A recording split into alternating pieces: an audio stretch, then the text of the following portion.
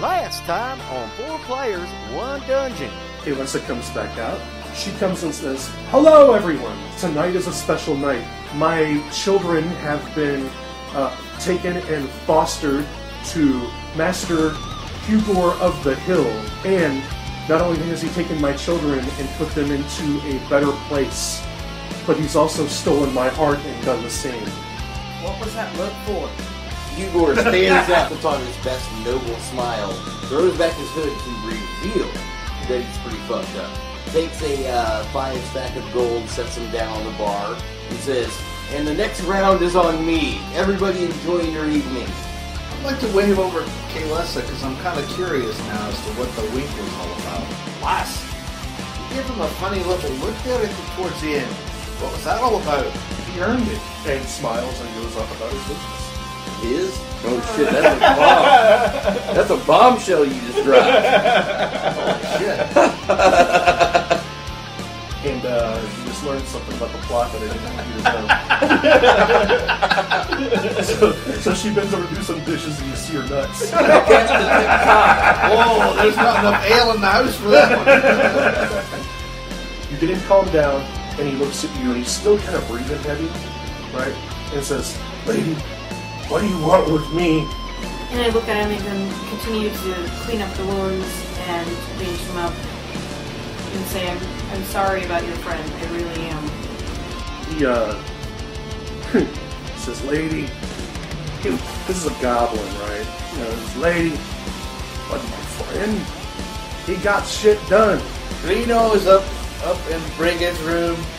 I don't know what she's doing with the goblin. Quite honestly, I don't want to know because the way the night's going, it could be anything. Look at such a hoe. Morning comes, and everyone gets up. You guys get about 10-15 paces down the road. Everybody hears... Do you all know what a bassoon sounds like? Yeah. The instrument? Yeah. It's a real low, like... You hear that, you think it's some kind of war horn or something, you know? This really low sound, like a bassoon.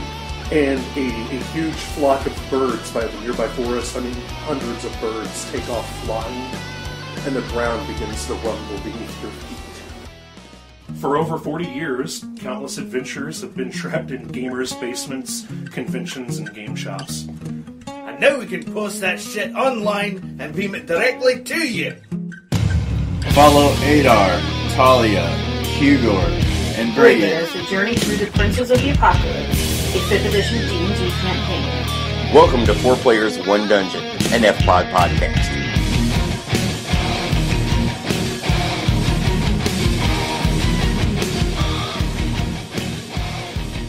I would like everyone, first time tonight, to give me a dexterity saving throw as the ground opens up beneath your feet as a sinkhole appears.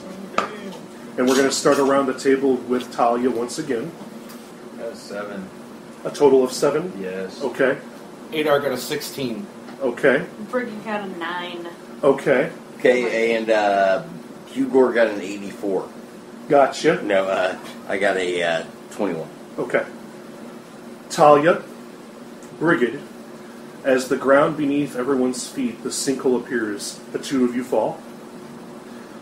Adar, Hugor, both of you somehow miraculously get out of this sinkhole's, swallowing maw at this point, right? You run over and jump onto a porch of, think like the Old West, how they have porches up there, like you jump on some of that and hang on, or you get somewhere just out of that range. But both of you are going to take some falling damage. You'll both take 10 points of falling damage. And you land in a soft mound of earth that's underneath you. Now remember, this is during the day. Okay. 2 wagons are consumed by the sinkhole, along with the horses and the provisions and the people that were in the wagons. There were 3 small children and a couple adults that were consumed in this sinkhole. And the sinkhole is about 50 feet in radius or diameter, right? It just ate part of the road up and ate part of, even underneath one of the buildings, the helm at the high sun, the corner is now exposed, like underneath, because it like caved into earth underneath it, but not all the way. It's like a quarter of the building is dangling, about to collapse into it. This hole is about, you can see down at the bottom, it's 30, 35 feet down. Both of you take that damage, and I think what should happen is at this point I would like initiative rolls. This isn't for combat, guys. This is just to see how we're going to do reactions and such. Go around the table. Well, I'm going to do rolls here, because they might be able to do actions before you do, or you might be able to do actions on the surface before the people in the hole, or vice versa. Okay. So I'd like a roll that's like an initiative to see how you go. And what did you get, Talia? I got a 20. Adar got 21. Brigid got 8. I roller tonight. Hugor got a 16. Okay. So, start it out, Adar. Well, being as the fact that I jumped up onto a porch-like area and seeing kind of what's down there, I'm going to immediately cinch my rope on there, trying to start like a rescue effort. I'm dropping my 50 foot of rope down there to. Okay, so you're going to disarm yourself because you said you were ready for battle. Right, Okay. I'm putting the warhammer away. Right. You're in a safe spot, so you put that stuff down real quick. You put your warhammer on your hip or whatever, and you put your shield on your back. You get your backpack. It's on the top of your backpack. You take it out, and you're starting to tie it off onto the railing and throw it over. Right. Go ahead and make me a a survival check. 17. Okay. You secure that rope solidly, and it's a 50-foot coil, is that Yes. correct? Okay, it's a 50-foot coil, so it will reach the bottom of the pit, or the hole. There is a ton of dust. I mean, you did that in a matter of like 6 seconds, right? So there's a ton of dust and everything, but you throw it down there anyway, immediately thinking, damage control. That would be your standard action. Absolutely. And all that. Is there any movement? Do you want to go down the hole immediately, or? Yeah, I'm gonna. Once I cinch it up, I'm gonna drop down there to see who I can help. I mean, I obviously, even though there's dust, I know there's. So more next turn, your standard action will be to move, and you'll get to use your movement. Okay. You won't get to use your movement this turn. All right. No, that's a lie. You do, because your standard action was to tie it off, Right.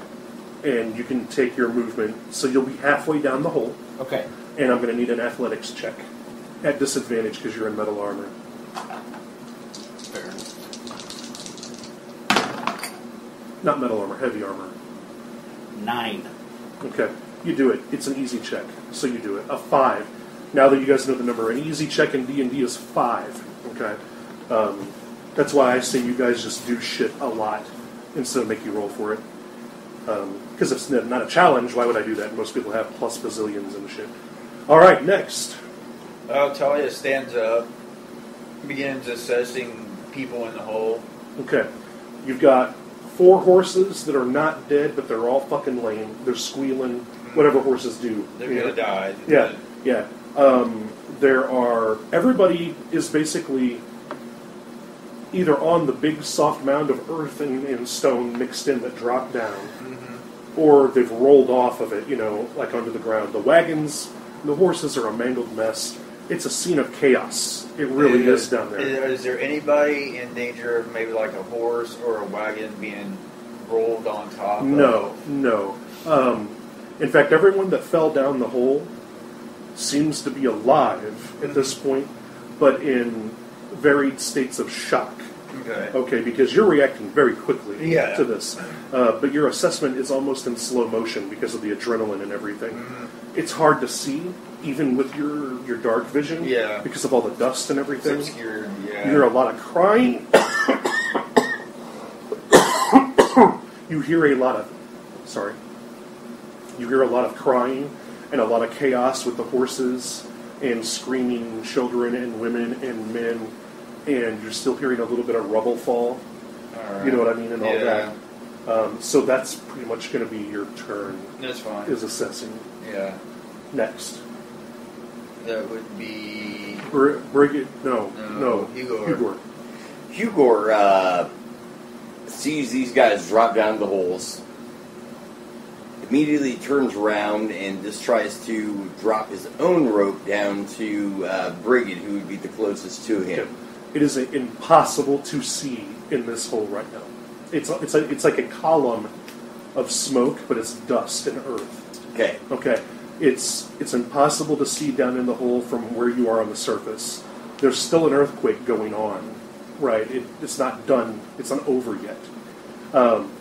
But your instincts to secure a rope immediately, just immediately like drop a rope down right. and say, "Brigid, rope!" Okay, I would allow that. There's a lot of rumbling still. I would make... what I'm going to do is this. There is no rule for telling her that. It's not like you're at disadvantage or anything. But it's really hard to yell over everything. So you yell that, it falls on deaf ears. Okay. I will allow you to make a survival check to secure a rope, unless you want to just hang on to it.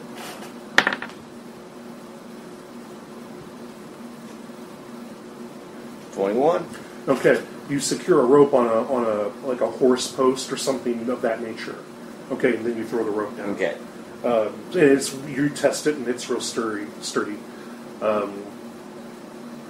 Anything else you want to do? You want to assess the situation a little bit more? Or? Yeah, exactly. Try to look around, see what's going on. We're in the middle of town, right? Yeah, you're in the middle of fucking Red Larch. Well, there are a couple buildings that the roof collapsed in on immediately. That means fires that are going to happen. The boarding house that's around the corner, it's going to be on fire the next turn, or this next... The boarding house? In the next couple of minutes, the boarding house is going to be on fire because you see a chimney collapse. Okay, multiple chimneys collapse in it. And a boarding house is not just for kids; it's for everybody to stay. Yes, it's where the poor people stay. The boarding house, the roof and chimneys collapsed on it. The armory seems to have some damage done to the building. I say that to you because you were there, but the armory. And because you guys are kind of at a crossroads near where the market fair is, everything at the market fair is just down. Like it's on the ground at this point. There's a tree uprooted. You know, if there's any glass windowing in any of these buildings, they're broken.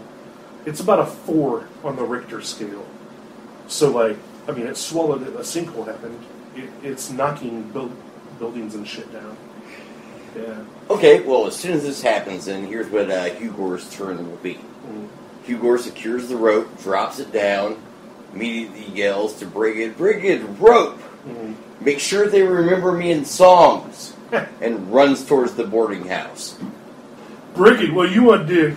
So we're talking as if just in the manner of the first few seconds. 10 seconds.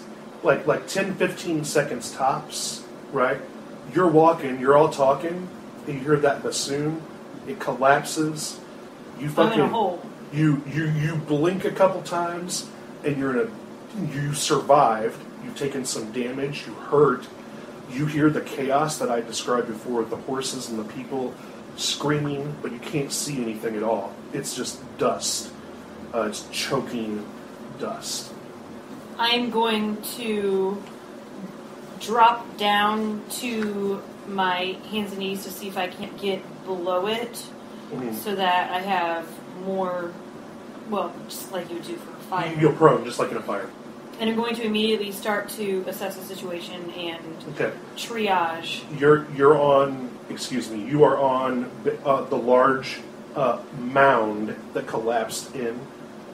Light is streaming down in the hole, but there's so much dust right now and dirt and all that and debris in the air that it's like a milky white almost. I'm trying to get far enough below it unless it's still so you're going to maybe slide down even beyond where the sinkhole, like where the rubble pile is. You're on top of the rubble pile. So you're going to try to go down the rubble pile on your belly to get down below all that. Well, it's all going to be still filled with that stuff for a couple turns, but it will dissipate first. So you'll be all right. Okay? Next turn. Would be Adar. So I finished going down the rope because I was only able to go halfway down. That is correct. I'm going to finish going down and using how about this? Instead of having you have to make another check